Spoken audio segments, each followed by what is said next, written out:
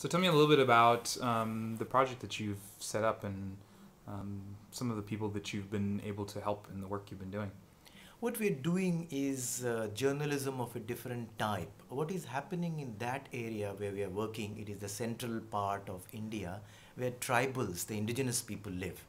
And when I went there, I found that there are no tribal journalists and there are no journalists who understand these tribal languages. There are 80 million tribals there.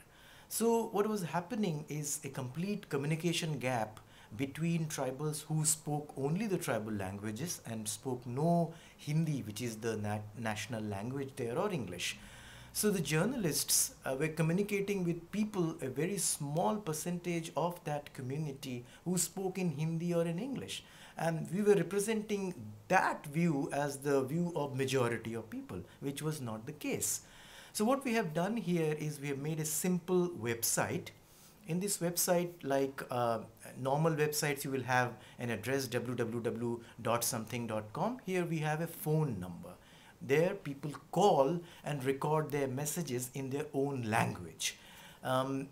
What has happened in this area, that infrastructure wise this has been very bad. There are very few houses have electricity, majority don't have electricity, people are very poor, literacy is very low. So the normal forms of media has not reached there. There is no television, there is no newspaper in those languages. So this is what we are doing with the help of mobile phone. Now mobile phone penetration is more than 60% in India, and in this area, for a comparison, internet penetration is 0.7%.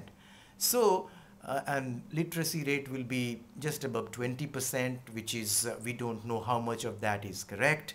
A huge majority of villages do not have electricity. In some areas officially it is 80% who do not have electricity. In some areas it is above 50%. So mobile phone, these people have quite a few of them.